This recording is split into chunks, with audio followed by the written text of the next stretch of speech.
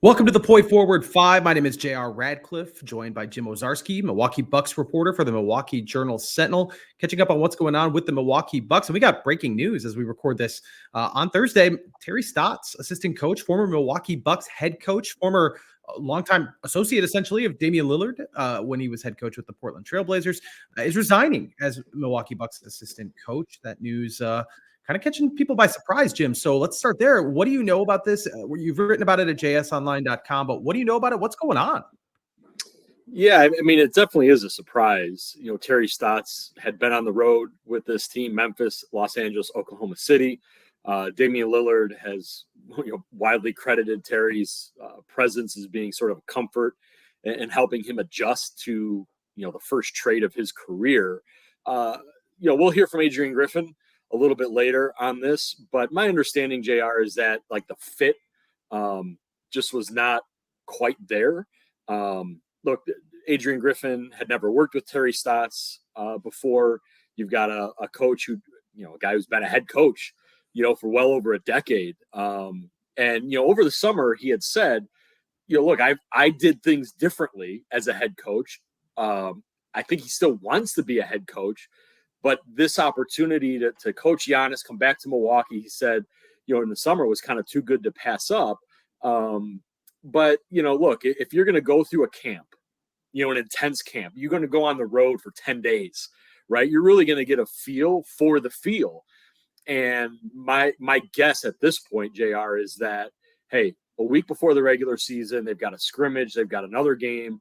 If it's not quite clicking, why drag it out? I don't think there's anything nefarious. I don't think there's any infighting or anything like that. I think probably it's just some coaches who know themselves pretty well, maybe deciding this is in everyone's best interests. I don't know if we call it a red flag for Adrian Griffin, but you do have some data now on how he coaches through the preseason anyway, which I realize isn't the best indicator. But what is, how do you feel about him so far and what you've seen from him in the job that he's done in these first 4 preseason games? Yeah, the thing I like the most is the defensive look the Bucks have given teams. And I guess it should say looks plural, because it has been varied. And that is what Adrian Griffin promised in his opening press conference. Clearly, the team has not been totally together yet. No Chris Middleton at all.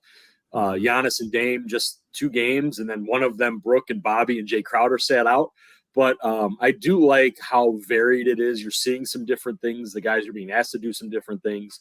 And that's, I think, going to be a welcome change in a lot of ways, JR. Offensively, still work in progress. Again, we've seen Giannis and Dame together a little bit, just 2 games, and one of them, with the Oklahoma City game, there were a lot of other pieces missing. But what you've seen so far, give me your impression of that relationship on the court.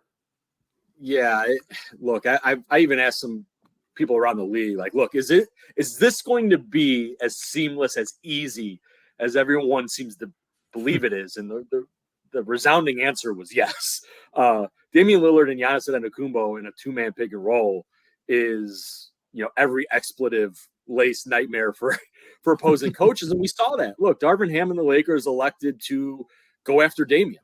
They elected to let Giannis kind of have space, and that's bad.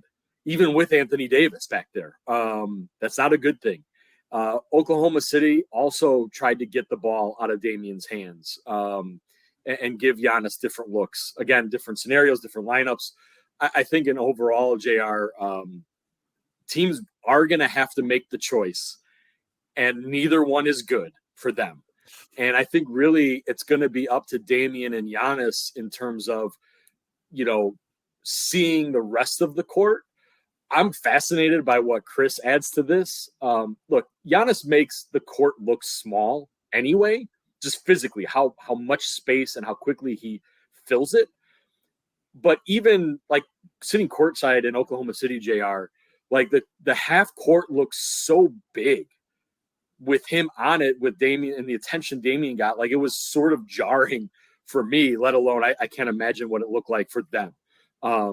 So, yeah, I think at first blush, JR, very, very good things with that pairing.